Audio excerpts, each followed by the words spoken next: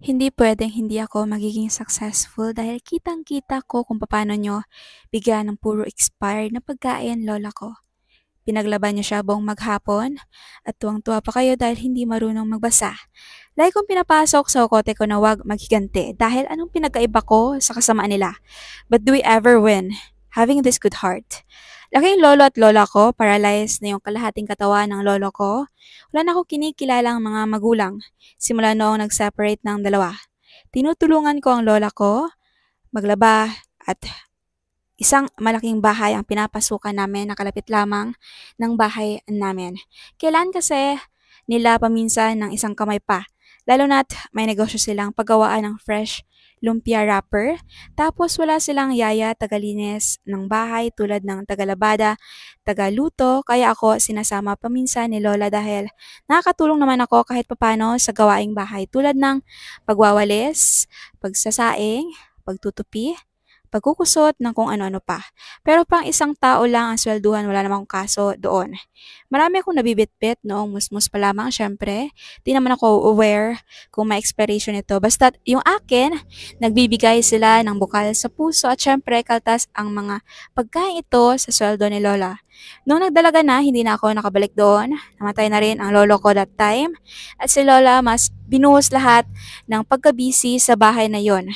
At wala namang kaso sa mag-asawa kasi napaka-honest kasi ng lola ko.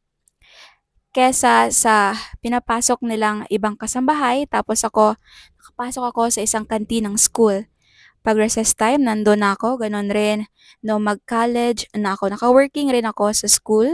Matagal ko nang alam na may mga halong expired na yung binibigay nila, pero manhid na lamang ako.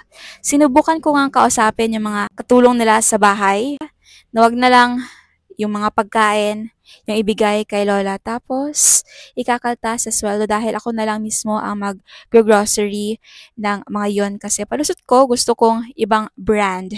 Nag-trending pa nga sa isang app yung confession kong ito at inilahad ko na lang yung iba pa dito kasi mas komportable ako na naka-anonymous. Yung usaping naging successful, hindi man ako nakapagtapos, pero nabilhan ko ng bagong bahay sarili ko dahil sa online selling. At dito na rin nakatira yung lola ko at pinatayuan ko siya ng maliit na sari-sari store sa bahay. Siya kasalukuyan ang nagbabantay ng apo niya. Lahat ng grocery item na ibibigay ko na sa kanya, lahat ng gusto niyang pagkain, nabibili ko na.